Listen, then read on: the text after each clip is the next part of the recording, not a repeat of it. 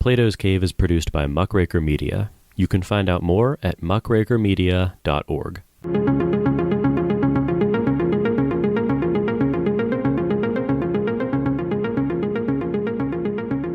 Welcome to Plato's Cave. I'm Jordan Myers, and today we're going to take another step towards exiting the cave by speaking with Dr. Brandon Robshaw. Brandon is a lecturer in philosophy at the Open University, where he also got his PhD in philosophy. He has written over 26 children's novels and over 60 educational books, and his latest book is an academic monogram in the field of political philosophy, Should a Liberal State Ban the Burqa? This was published on the 11th of June of this year. And Brandon and I spoke today about his book, but before that, about Nietzsche's sense of eternal recurrence. He wrote a great article for Philosophy Now about this topic earlier this year as well, and that was the basis of our conversation. I really, really enjoyed this talk. I found it very, very interesting and thought-provoking, and I really hope that you enjoy it too. So with that introduction, please enjoy my conversation with Brandon Robshaw. But first of all, thanks for doing this before we get into it. That is my pleasure. Yeah, I'm looking forward to it. So I did a little bit of research, and you're a lecturer at the Open University, and you lecture in philosophy. But where did you get your PhD? I've got my PhD with the Open University. Oh, okay. So it was a part-time PhD. It actually took me 7 years to get, and I did it in political philosophy. So I didn't study Nietzsche for my PhD. Nietzsche's just a kind of lay interest of mine, really. That's really cool. So what was it? I mean, I'm assuming, did that make it slightly easier to get a position at the same school you got your PhD from? Well, I was already employed at the Open University. I've actually been teaching for them for over 20 years. I did my master's there as well. And one of the perks of working for the Open University is that you get free tuition if you choose to study there. So it was kind of like professional development for me, really. I was learning while I was teaching. That sounds amazing. I'm very jealous of that. Yeah. Because in fact, I originally started teaching for the Open University. I was lecturing in creative writing because I'm a children's novelist.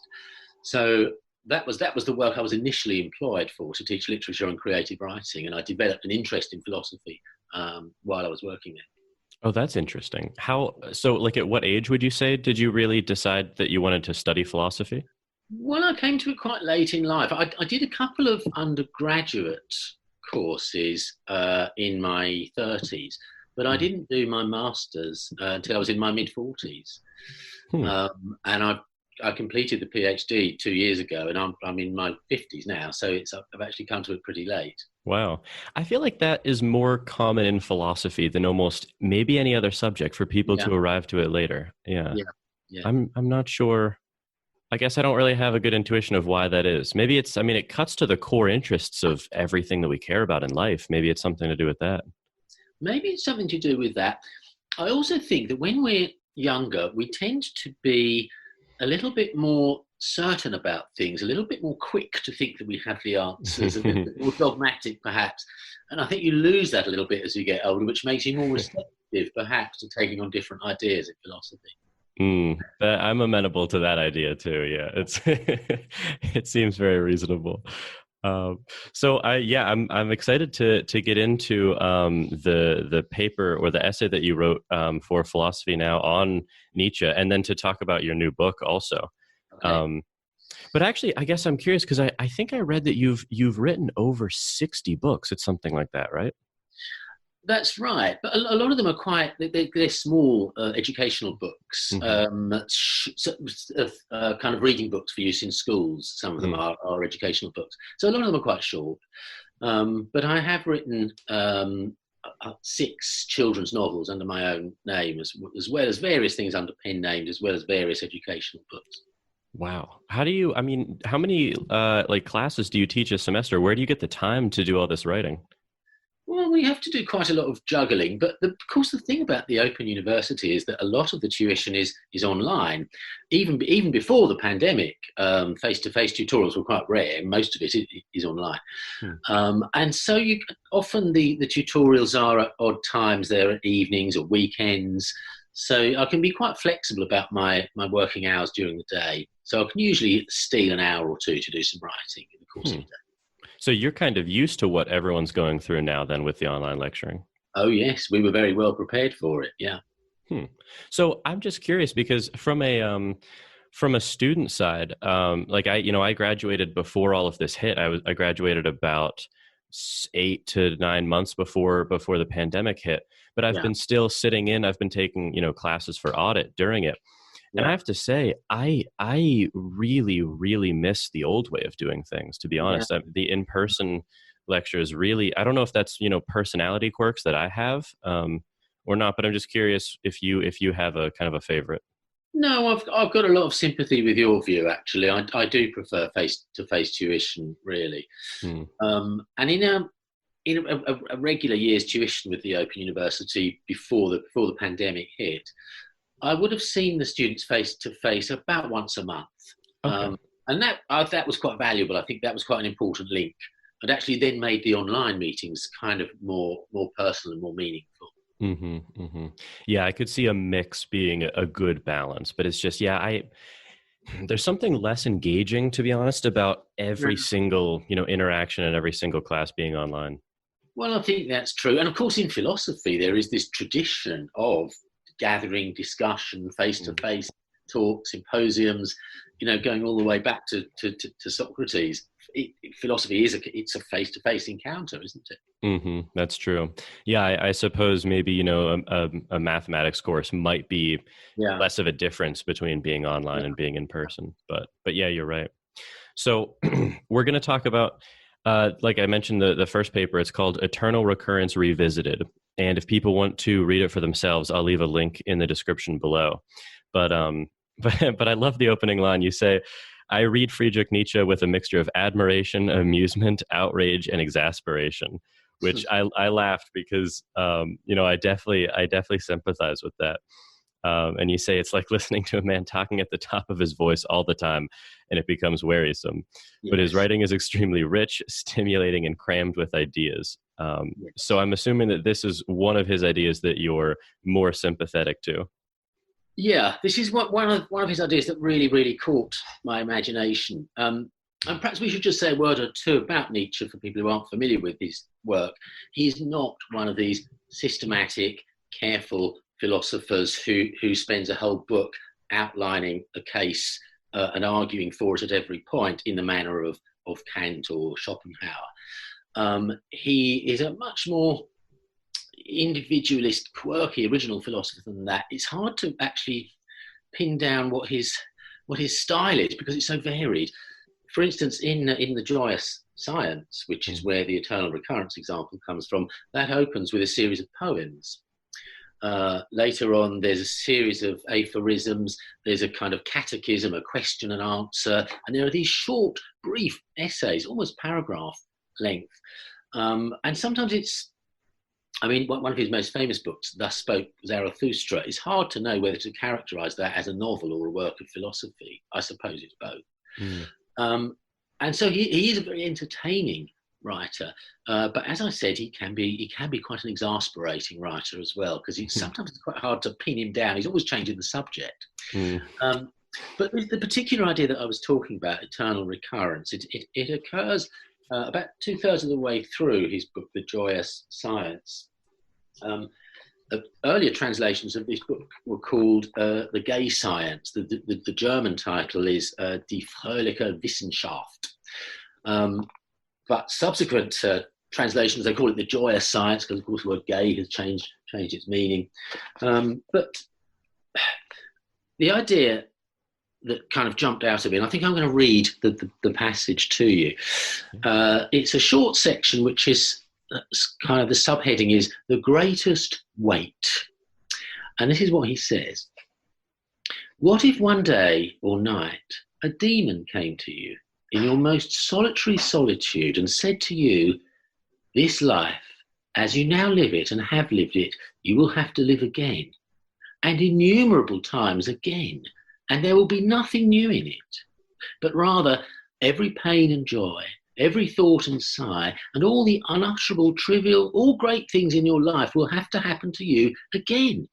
with everything in the same series and sequence. And likewise, this spider and this moonlight between the trees, and likewise this moment, and I myself, the eternal hourglass of existence will be turned over again and again, and you with it, you speck of dust. Would you not throw yourself down and gnash your teeth and curse the demon who spoke to you thus? Or was there one time when you experienced a tremendous moment in which you would answer him, "You are a god, and I've never heard anything so divine"? If that thought took hold of you as you are, it would transform you and perhaps crush you. The question with regard to each and everything, do you want this again, innumerable times, would weigh upon your actions with the greatest weight? Or how well disposed would you have to become to yourself and to life that you might long for nothing more than this final, eternal confirmation and seal? So this is the kind of the thought experiment. It's beautifully, beautifully written, isn't it? It's a marvellous book of prose, even in translation, I think. So the idea is, Nietzsche presents this as a kind of test. If we're told that we'll have to undergo every single moment again and again, an infinite number of times, how do we feel? Do we feel crushed with despair? Do we think, oh no, I can't? Or do we think, that's great, that is fantastic? And I think the implied thing here is, Nietzsche's point is, if your reaction is despair, that suggests that you're not living your life right. You don't have a good relationship with your life. You're not affirming your own life. It's such a powerful idea in that sense, because it really does. It's like you said, it's the litmus test of what are your true feelings about your life. I mean, if you're condemning yourself or rewarding yourself with these experiences over and over, it just cuts through the facade of sort of a finite look at life where this is just kind of a moment in time and this is just something we have to get through. It's really powerful in that sense. And I think you said that Nietzsche, there's been some private writings, uncovered from him that suggests he actually believes that this is true. That is correct. According to his private letters and diaries, he writes about this as if he thinks it is actually true. It's a fact. And of course, the interesting thing is, for people who know Nietzsche's biography, he had a very, very sad life. I mean, everything went wrong for him, really. His father and his brother died when he was very young. He always suffered from ill health. He had migraines. He had poor vision. He once thought of himself as a soldier, joined the army, and within a very few months fell off his horse and hurt his chest quite badly. So he had to be invalided out of the army. And in fact, he tried to rejoin about 10 years later, and then he got really bad dysentery and diphtheria. And once again, on medical grounds, he had to leave the army. That was one kind of thing that didn't go well for him. He never found love. He often fruitlessly fell in love with women who didn't return his affection. And he never found recognition either, although we now think of him as one of the great philosophers. In his life, he didn't sell many books and he wasn't widely recognized, and he never had much money. He was a university professor for about 8 years, but he had to retire from that, again on grounds of ill health, and lived the rest of his life on really quite a small pension, and couldn't do many of the things that he enjoyed doing. In fact, apparently he was a great lover of ham and pork and bacon and sausages, but he couldn't afford them, so he was deprived of one of his main pleasures in life. But despite that, I do think that one of the likable things about Nietzsche is he's not a sour grapes philosopher. He doesn't disvalue things that he can't have. And he does, it seems, really believe that he will live the same life over and over again, and he embraces that. He actually does embrace that. Yeah, the thing that really struck me is, and I don't think this might be obvious at first pass, is you're not only under this idea reliving the same events, but you're reliving the same feelings and experiences, and that it really, I mean, it kind of lends itself to a very, maybe like a Stoic interpretation. That's kind of my initial thought. No, I think that's quite a good thought, actually. I hadn't thought of that. Of course, as we know, Nietzsche was very well grounded in classical literature and the ancient Greeks. He would have known Stoic philosophy well. I think that's a good point that you make, because it's not, this recurrence is not Groundhog Day. You can't change things. As you say, every experience and emotion will be identical. But I think I take the point about the comparison with the Stoics. You have to accept life as it is. But I think it's a little bit more than that. I mean, I think that the Stoics, part of their program is to avoid extremes of emotion so that you won't be too distressed when things go wrong. Nietzsche, I think, doesn't want to avoid extremes of emotion. He does actually want to sort of gladly welcome this existence and every aspect of it. So he's perhaps, maybe we could say he's more of a positive Stoic than a negative Stoic. Yeah. And maybe he, I don't know if he would say this or not, but he might sort of, embrace the, like you said, the kind of the positive side of things. And then maybe, there is this idea of amor fati, if I'm pronouncing that right, where it's sort of almost embracing sort of, steering into the skid of one's fate, where you might say, well, of course there are going to be, like Nietzsche experienced, a ton of negative aspects of life, but that doesn't mean we have to sort of necessarily, revel in them or let them kind of vitiate the rest of life. Yes, I think that's right. And I think the attitude of acceptance of one's fate or love of one's fate is the translation of amor fati. I think that's very important in Nietzsche.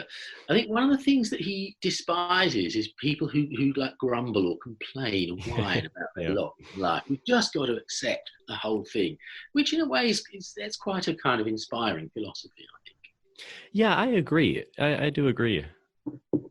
And it made me really think, I was just kind of jotting down my initial thoughts as I read this. Yeah.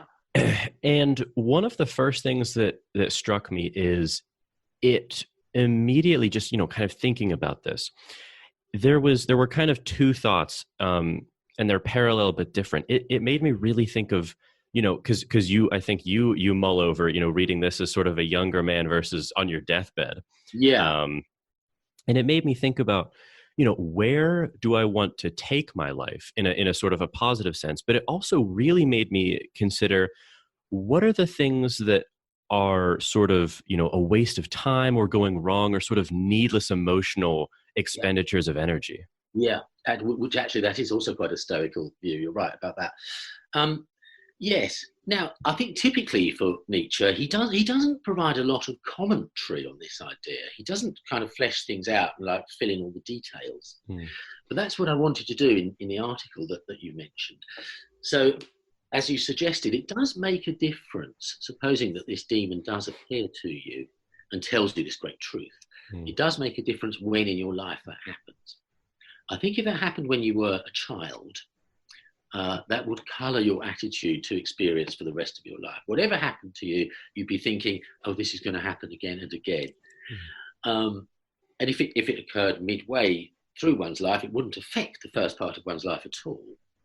But the second half of one's life, again, you'd almost kind of feel the demon at your shoulder all the time saying, are you really enjoying this? Do you really want to do this again? That's how I felt. Yeah. And I think that might be might be a good way of guiding your life, so that you do things that are worthwhile and fulfilling, because they're going to be a permanent possession for you.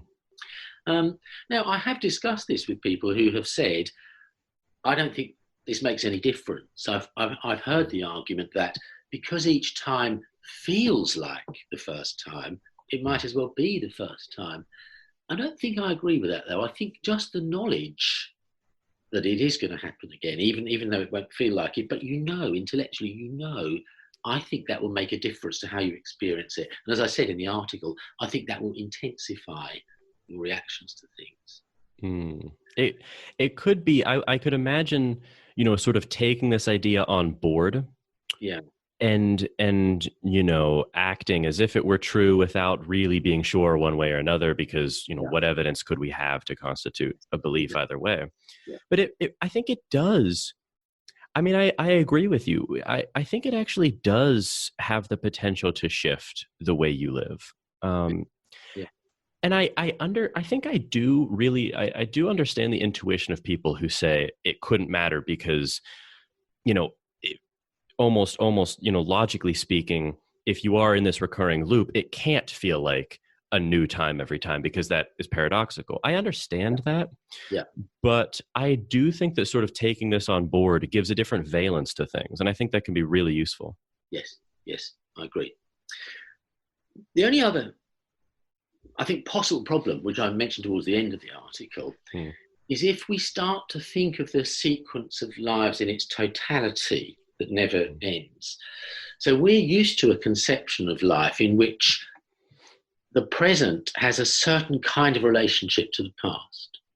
So we think it's possible to atone for things. We think that redemption is possible. We think improvement and progress within one's own life are possible. And yet, if we're going to take on board the idea that the whole thing just repeats on an eternal loop, then ideas of atonement, redemption, forgiveness, improvement, progress start to seem rather unreal, don't they? Because you're constantly being placed back at square one. And that, to me, is a problem area with this. And I haven't quite worked out how to think about that, really. Yeah, it's a very interesting point because it almost sort of atomizes different events as sort of these are just things that happen. Yes. And just it almost sort of it doesn't remove causality because sort of within one go around it does preserve the concept. Yeah. But I take your point. It's very sort of, it weakens the continuity, the sense of continuity that we have. Yeah. I don't know what Nietzsche would do with that. I'm not sure. I'm not sure. Yeah. Because I mean, like you said, something like atonement or forgiveness, if I, wrong someone in the typical kind of quintessential view of life, I almost have this imperative, this duty to, well, I got to make, things right with this person. Yeah. But, considering that this is just going to happen again, and then it just, it places, I don't know, it almost sort of, seems to flatline all events and it puts them all on the same ground in a way that, like we've been speaking about, can be very powerful, but also can be a little problematic. Yes. So I think there are two very different ways of looking at this. There is one way, which was my first kind of instinct, is that taking this idea on board can make life more meaningful, more intense, more you can immerse yourself in it more. It's positive. But then there's another way of looking at it in which it might seem to make life meaningless. And I'm temperamentally on the side of the first interpretation, but I can see the problem that the second one poses. I totally agree with you. I think I'm temperamentally on the first side. And I actually wrote down, it made me think about, I can't remember exactly where it is in the article, but you say that, I can't find exactly where it is, but I think you say that, here it is. So you say a third response, which Nietzsche did not consider, would be to feel neither elated nor horrified at the idea, but indifferent. After all, however many times one lives this life, each time always feels like the first and only time. No memories are carried over from one incarnation to the next, so what difference would it make anyway? And I kind of wrote down that this reminded me of Thomas Nagel's answer to the absurd. Oh, yes. Yeah, where, for people who may not know, there's, this sort of, there's the sense of the absurd where Nagel lays it out. The sense of the absurd is that we cannot help but, fall back into this, deeply caring about things and things, really deeply mattering to us, our reputation, our interpersonal struggles. All of this is just ripe with meaning for us. And we're always concerned about this going through life. But he points out that we can always step back and just say, but why does it matter? How could it possibly matter?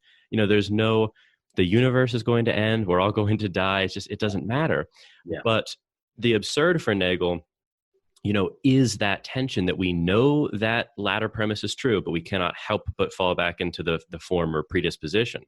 And Nagel sort of shrugs his shoulders and says, I don't really care. It's not it. I think he says, I can't quote it directly, but he says it neither warrants that much concern nor that much, praise or something. I can't remember. And sort of scorns Camus for his response to it. Yeah, which is to sort of, shrug his shoulders and pump his fist at the universe and say, I will make my own meaning. And Nagel says that's true, but just, calm down about it a little bit. There's actually a lovely example he gives in that paper that you quote, where he talks about watching a mouse. And you probably remember this, and he says, just imagine watching a mouse. It's scurrying around, its little heart is beating fast, it's trying to find food, it's trying to find a mate, it's trying to escape from predators, it's trying to get back to its whole kind of existence. To the mouse is absolutely full of urgency and importance and meaning. And when we look at the mouse, we just think, it's only a mouse.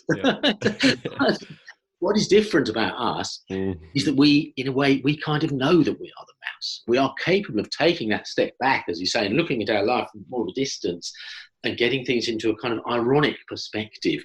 The mouse can't do that, but we can. So we have a dual perspective.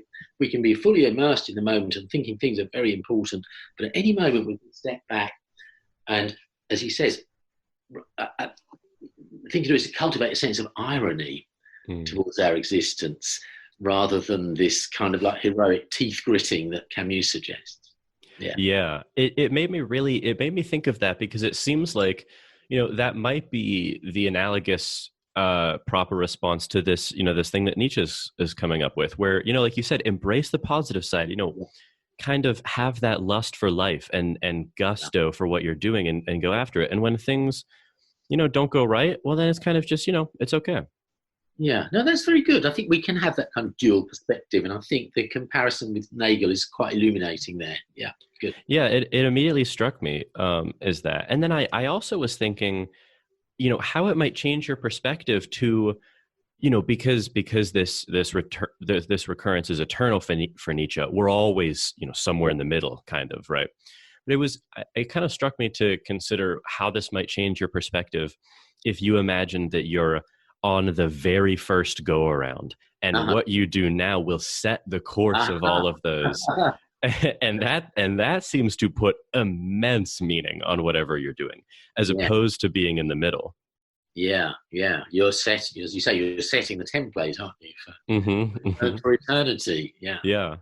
And to go back to that intuition that you were talking about, I can almost sort of see the sense of which, you're saying that you've had discussions with people who say this, I don't really care one way or the other.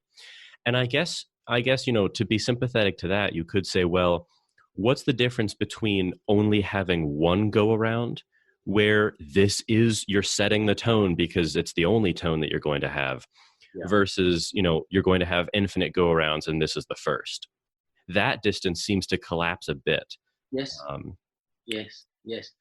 I mean, I don't actually know if Nietzsche had in mind that there ever was a first. I mean, this could be a sequence that just goes back eternally in time as well as forward eternally in time. But I agree, it's quite a kind of useful thought experiment to imagine that it is the first. And we're kind of setting the markers. Yeah. Imagining it's the first, it really seems to put immense pressure on you, and conversely, imagining it's the last gives it a very lackadaisical feeling. It's just this is the last go around the ride. And maybe the point is, we should kind of hold those two in constant tension. If we imagine that we're in the middle, maybe, I don't know, but maybe that's kind of one of the points Nietzsche was getting at is, have both of those, considerations in mind. Yes. Well, of course, as Socrates famously said, the unexamined life is not worth living. And this thought experiment, I think, is a great way to induce one to examine one's life. And looking at it from these different perspectives is a very good way of self-examination, I think. Yeah. And you say, so, you go into, in the paper, you say, let's imagine that tonight the demon appears to you. And you say, you suggest that painful memories would become more painful, and that what you personally would find really hard to accept is your own stupid mistakes. And that I very much empathized with, because, you can put this sort of stoic slant on things that just tend to happen, things that just, occurrences. Well, we kind of have to accept those. Yeah. But it makes your own mistakes much less acceptable. Yes. Yeah. And to know that you're going to have to do them again, dumbly, blindly, unthinkingly, you're going to fall into all those traps again. That is the downside. But as I go on to say, there are also lots of wonderful memories. Every life is full of them, I'm sure, that it would be absolutely marvelous to think of revisiting. And yeah, it's very interesting that Nietzsche, it's very strange that he seemed to believe that this was true. I wonder. Yeah. Well, I can quote you. It's from the editor of this edition. I can quote where he says that. I'll just. Yeah. Okay. Here we go. The evidence of Nietzsche's notebooks suggests that he regarded the eternal recurrence not only as a terrifying or exhilarating thought experiment, but as actually true, indeed, provably true. This colours the idea in a very different way than those who regard Nietzsche's notion as purely hypothetical of thought. In fact, it is hard to imagine why Nietzsche would have placed such an enormous emphasis on the idea if he thought it was merely a challenging hypothetical with which we might reconsider our fundamental attitudes. And he goes on to say, what's the name of this editor? He's called Kevin Hill. He goes on to say that the culmination of Thus Spoke Zarathustra, which of course was a book that came after this, the culmination of that is that Zarathustra said that he's going to preach the message of eternal recurrence to everybody. So it does suggest that Nietzsche did take the idea more literally than we're taking it, I think.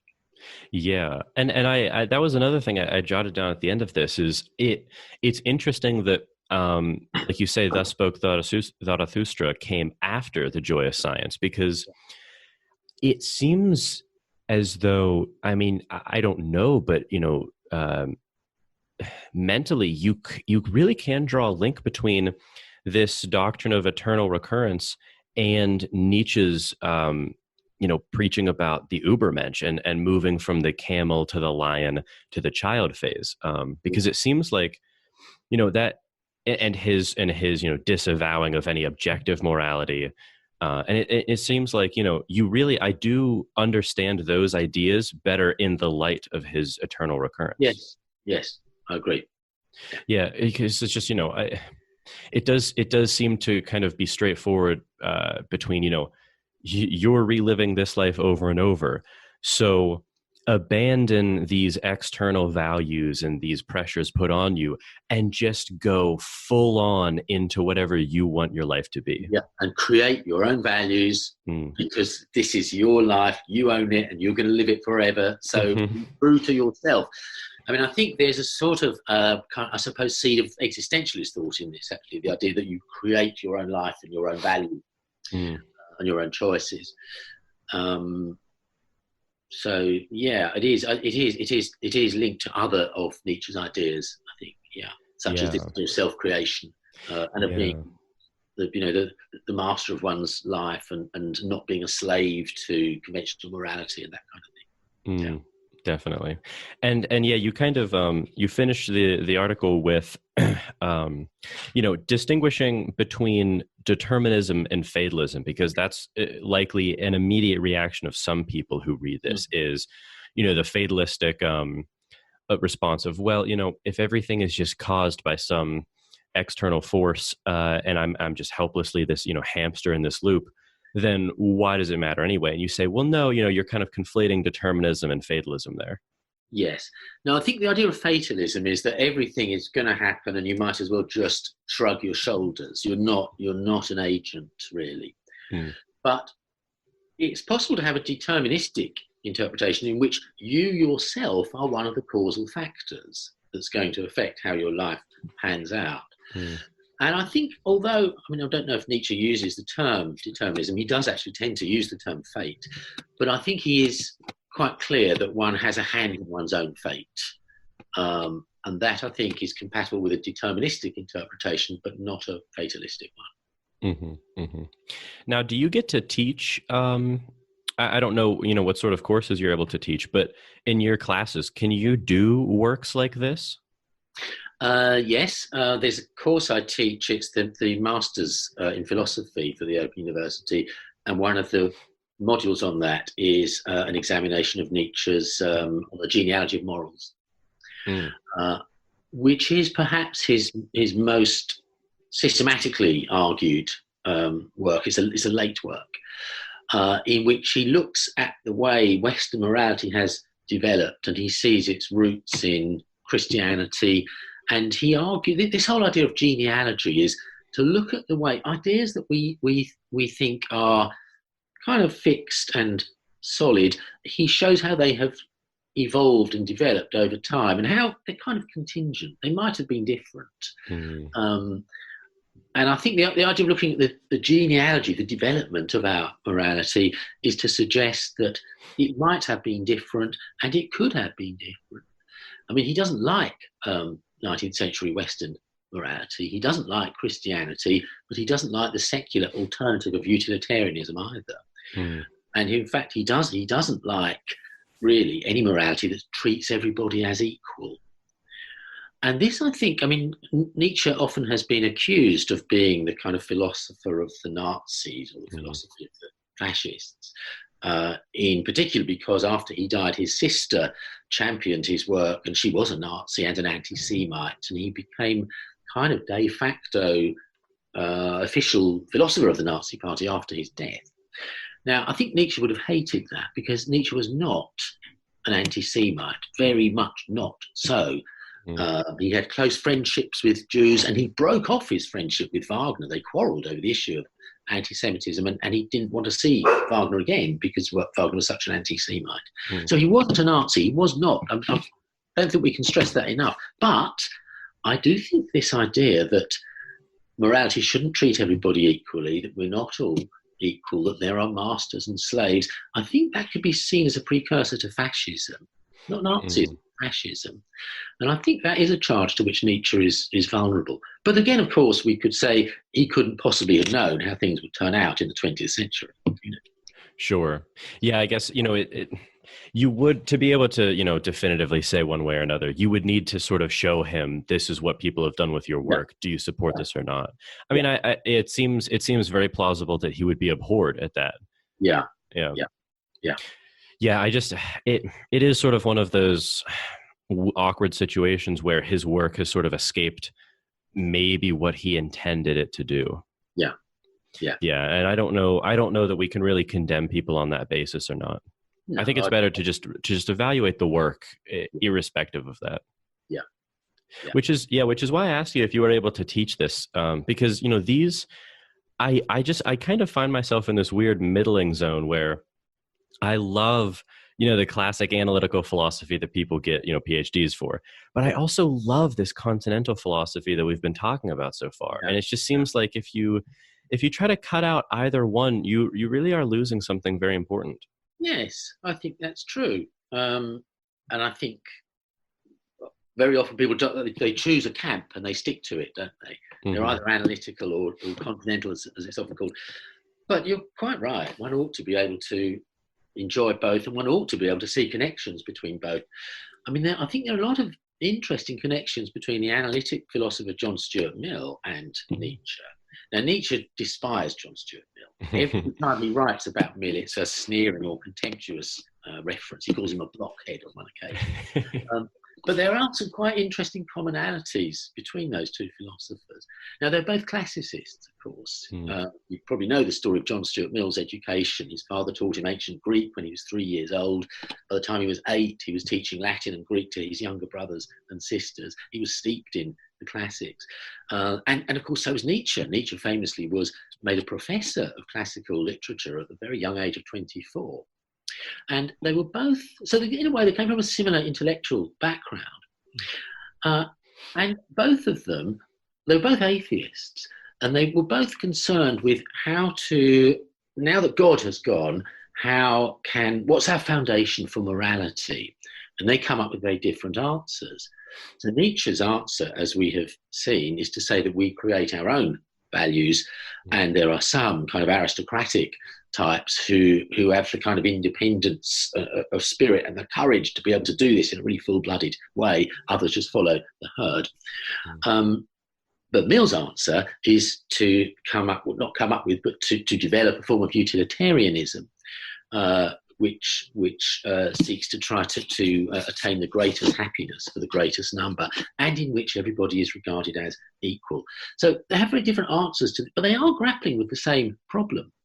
And I think, too, Mill is very interested and puts a high value on individuality. In his book on liberty, he has a whole chapter about the importance of being true to oneself, not creating one's own values, but creating one's own kind of life and deciding what's good. And I think that is an attitude that Nietzsche actually would have been in sympathy with, this prizing of individuality.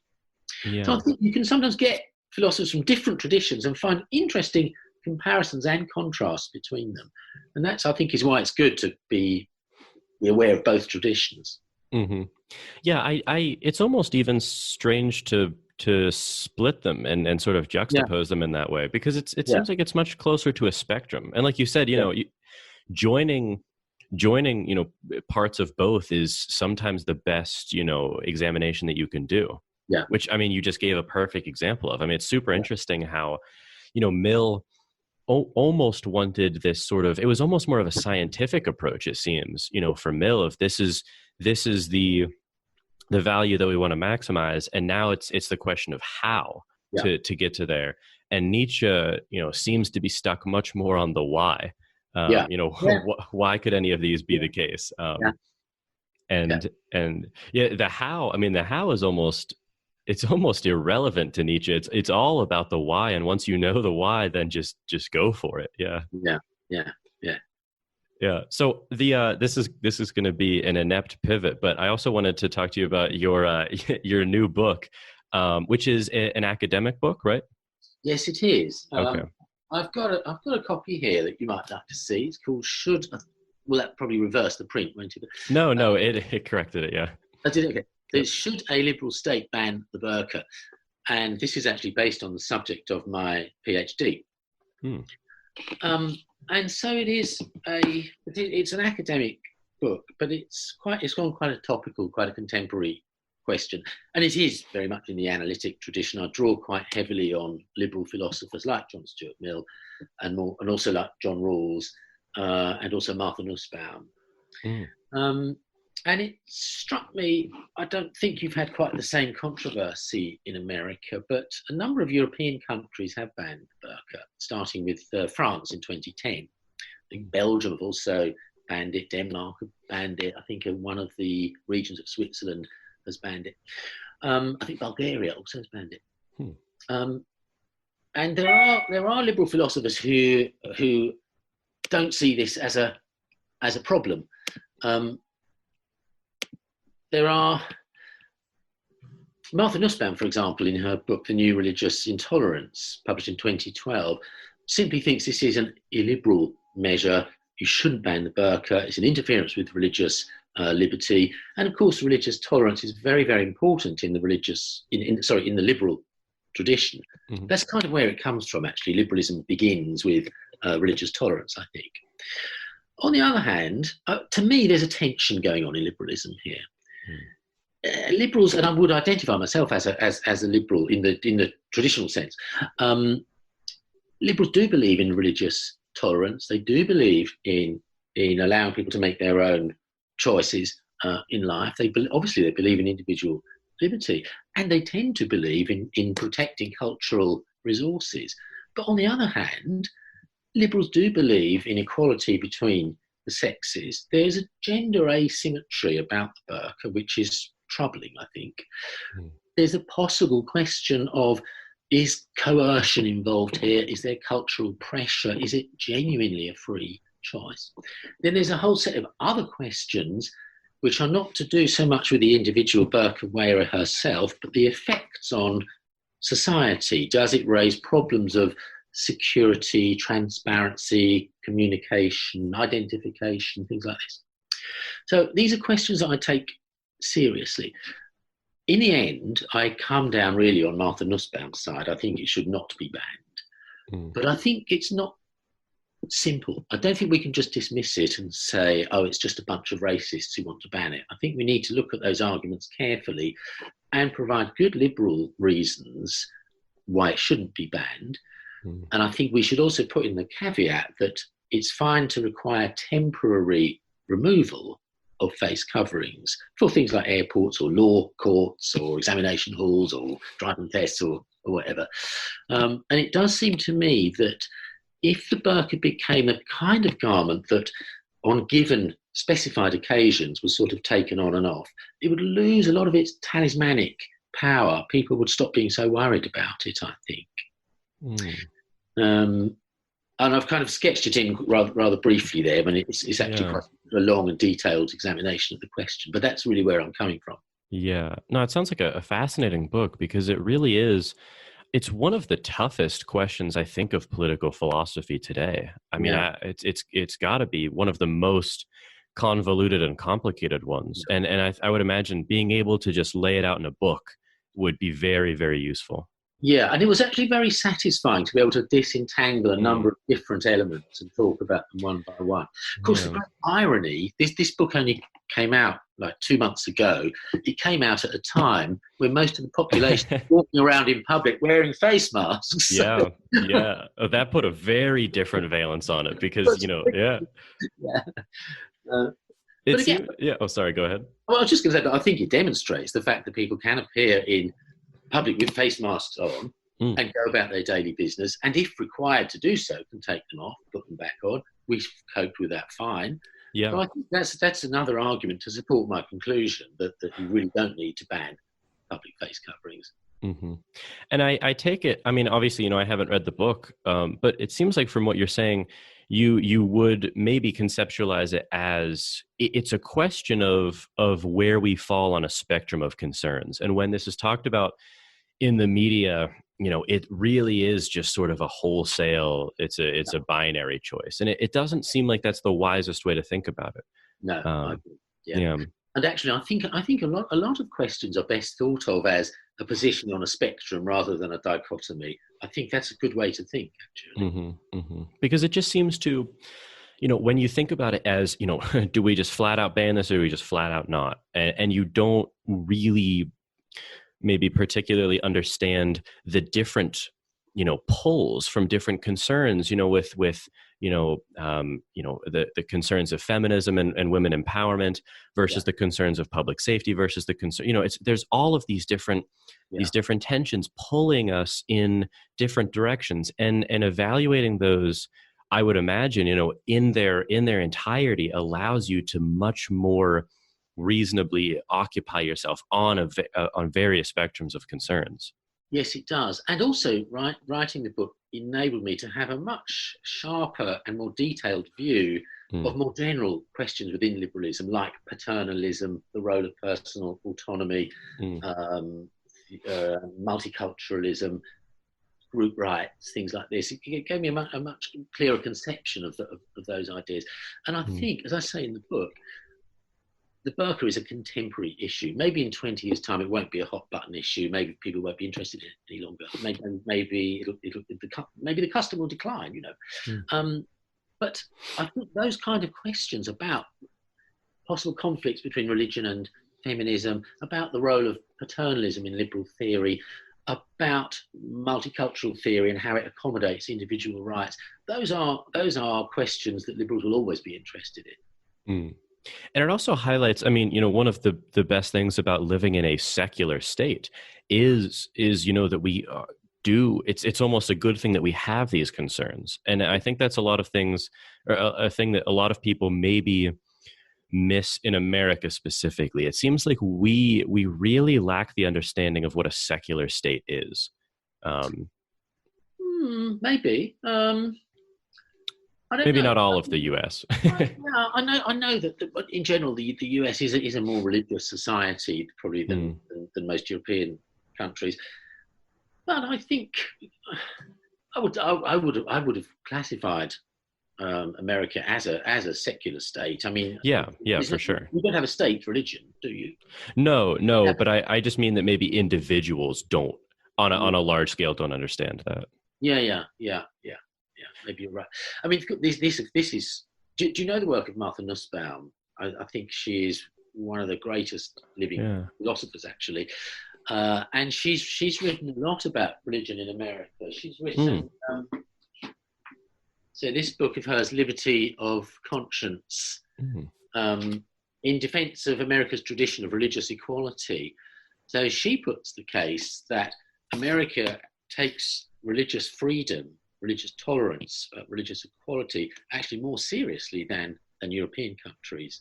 And she thinks Europe has a lot to learn from America about the importance of religion in people's lives. She says that Europeans who may be inclined to dismiss people's religious freedom, whereas Americans take it seriously. What does she do with the point, because I don't know, I'm sure that she has a lot of good reasons for that, but what does she do with the example of, in America, people overwhelmingly enacting to codify into law positions that are arrived at in virtue of the religion, that Christianity that most of Americans hold, such as, abortion laws, for instance. Yeah, well, she doesn't like that. Okay. She maintains that religious equality in America is under threat from two directions. It's under threat from right-wing evangelical Christians, and it's under threat from left-wing kind of sneering atheists like Daniel Dennett. So she tries to steer a middle course. Okay. That sounds really interesting. I might get that book. Yeah, do. Yeah, I'm definitely not. I know, I recognize the name Martha Nussbaum, but I should read much more of her than I think I have. Yeah. Well, I'd actually like to recommend, I think one of her most recent books is this one, a very different kind of book, Anger and Forgiveness. And I maybe that's why I've heard it. Yeah. This is a great book. I think this is as much a contribution really to human psychology as it is to philosophy. But she makes a very, very strong argument there that anger she thinks is normatively not good. She thinks it is something we should try to avoid. And anger tends to make us feel self-righteous. It tends to make us feel justified, but it's not a good guide to ethical or political action. And she's all about forgiveness. That's right. I think, what, I maybe I had heard or read a review of that book, and that's why I was familiar with her. That does ring a bell. Yeah, that's a very interesting viewpoint. And I think I'm pretty sympathetic to it. Yeah, me too. It's very interesting. There's that, saying of, what is it? Anger poisons. It's like, it poisons the vessel which carries it. Oh, I don't know that one. Oh, really? Okay. Yeah. Maybe it's an American saying. Okay. Yeah. Well, we're coming up on an hour, Brandon. And so I just wanted to thank you again. This has been a really, really fun and enjoyable podcast for me. I've enjoyed it very much too. So thank you very much indeed. Yeah. Before we close out, if you could just tell people where they can find out more about you and your books and your work. Oh, that's a good. I do have a website which is concerned with, but it's quite a specific topic. I write about the English language. I write about developments in English and new words and new slang and things like that. And that's a WordPress site. That's brandonrobshaw.wordpress. And they can find out a little bit more about me actually on that WordPress site. Great. I will leave for listeners links to all of the relevant sources in the description below. Okay. So great. So Brandon, thank you again so much for doing this. Thank you very much indeed. It's been a pleasure. Okay, well, I hope that you enjoyed that. Like I said at the introduction, I really found this conversation valuable. And anything that we reference, I will leave notes in the description below to access that. If you want to support me and my project and what I'm doing on the show, you can do so by going to patreon.com/Jordan Myers. That's JordanMyers. You can also support me in non-monetary ways, which are equally helpful, by sharing the show on Twitter or on social media or wherever else you want to share it. You can also rate it on Apple Podcasts You can like this video on YouTube or subscribe on YouTube or your RSS feeds. You can discuss it on your own show. And you can also connect with me or recommend guests or topics to cover. You can get in contact with me at platoscavepodcast@gmail.com. And you can follow me on Twitter at Jordan_C_Myers. And like I said, all of the links to this and everything else will be in the description below. So, as always, thank you for listening, and keep struggling to escape the cave. Plato's Cave is produced by Muckraker Media. You can find out more at muckrakermedia.org.